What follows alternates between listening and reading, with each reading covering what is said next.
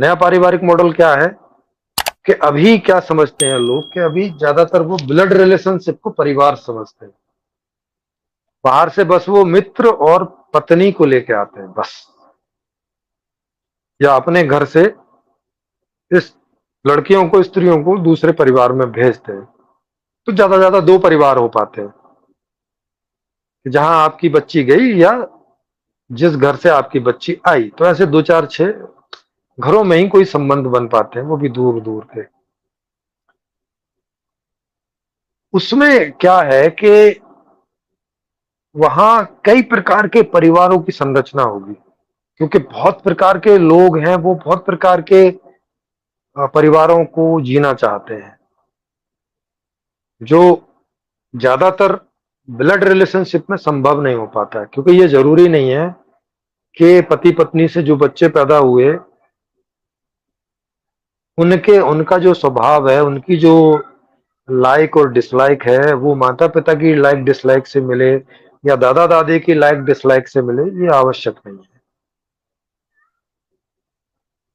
तो अगर कहीं मिल जाती है तब तो उनको उस बात का स्वाद रहता है, उस बात का जॉय रहता है, उस बात का सुख रहता है। लेकिन नहीं मिली तो दुख खड़ा हो जाता है। अब वो अपने इस सुख को पाने के लिए कहाँ जाए आदमी? तो कहीं जा नहीं पाता, क्योंकि आज आज तक की दुनिया में इस बात की कोई व्यवस्था है नहीं। पहले थोड़े से बड़ी फैमिलियां रहती थी तो थोड़ा बहुत रिकवर हो जाता था। अभी आज की दुनिया में उतनी बड़ी फैमिली का आर्थिक ढांचों की वजह से उतना संभव नहीं हो पाता है, क्योंकि आर्थिक आधार पर ही न्यारे होते हैं लोग बहुत जल्दी से, और बड़ी फैमिली में रह नहीं पाते। तो वो वाला फ्लेवर खत्म हो गया है।